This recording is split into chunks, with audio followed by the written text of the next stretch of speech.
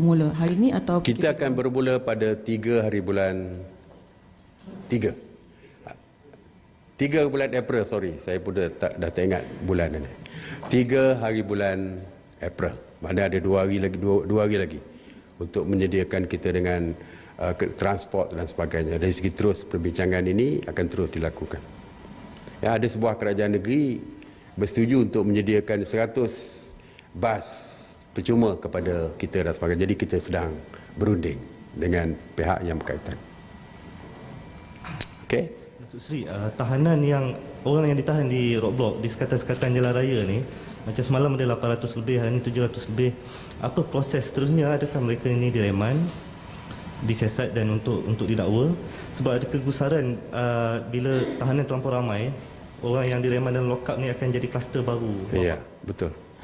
Dari segi peraturannya, mereka yang ditahan akan dibawa ke balai polis dan di situ polis akan menentukan sama ada untuk dikompaun terus ataupun mereka diberikan jaminan polis untuk pulang dan kertas siasatan dihantar kepada peguam negara untuk diambil tindakan seterusnya.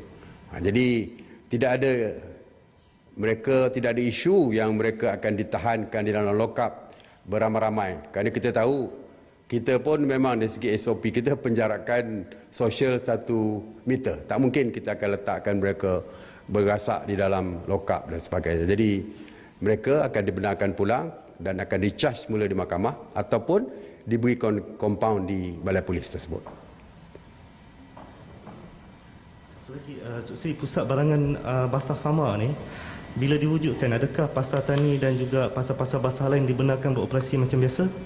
Pasar basah beroperasi seperti biasa. Kita tak tutup pasar basah.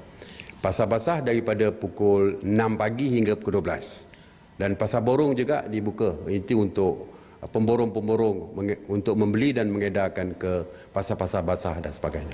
Ya. Sri, mengenai mereka yang tiba di KLIA yang akan dikumpulkan dan dibawa ke tempat kuarantin tu, dia melibatkan penumpang yang commercial flight sekali ke ataupun commercial flight.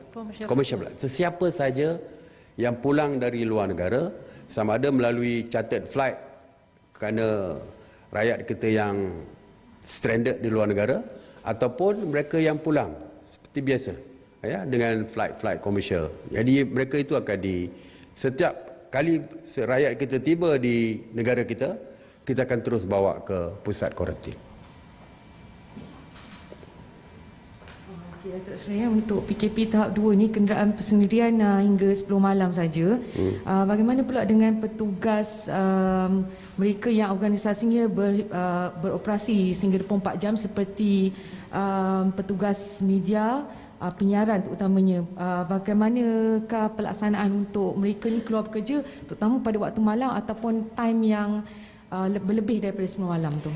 Kita setakat ni kita lihat secara keseluruhannya shift pukul 8 hingga pukul 9. Jadi sebab itu kita tetapkan sehingga pukul 10 untuk e-hailing dan sebagainya dan juga teksi.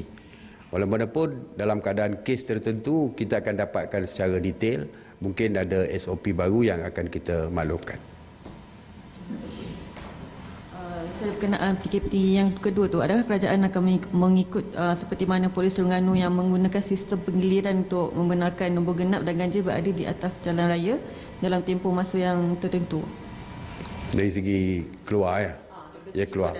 Ya, itu merupakan satu model yang sangat bagus yang diperkenalkan oleh Kerajaan Terengganu. Tetapi kita akan lihat sebab mungkin di Terengganu jumlahnya agak kecil, sedangkan di seluruh negara kita jumlahnya begitu besar, terutamanya di Kuala Lumpur dan sebagainya. Jadi kita akan tengok, kita akan kaji berbagai-bagai cadangan sebenarnya yang dikeluarkan, yang telah pun dicadangkan oleh rakyat, masyarakat sebenarnya.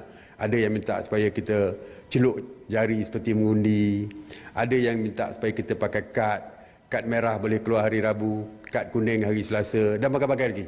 Jadi semua cadangan-cadangan itu adalah cadangan yang boleh kita pertimbangkan. InsyaAllah kita akan tengok secara detail setiap cadangan dan juga kalau negeri itu dah mempunyai sudah pun melaksanakan, mungkin kita akan teliti dengan cara yang lebih teliti lagi lah. Last question. Ada aduan orang yang bekerja di masa MCO ni, bila ditahan polis, dia bawa surat pengesahan majikan tapi masih lagi ditahan disebabkan katanya speknya tak cukup seperti yang diarahkan kerajaan. So kalau boleh Datuk Seri perjelaskan balik sebenarnya dalam surat tu apa yang diperlukan? Sebenarnya surat hanya memerlukan surat kebenaran perjalanan oleh majikan. Itu sudah cukup. Tetapi saya tak tahu apa kes-kes seperti ini, sebab ada kedapatan juga majikan yang tidak dibenarkan beroperasi misalnya. Ya, kilang yang tidak boleh beroperasi kerana MITI mempunyai senarai kilang, katakan 2,000 3,000 lebih kilang.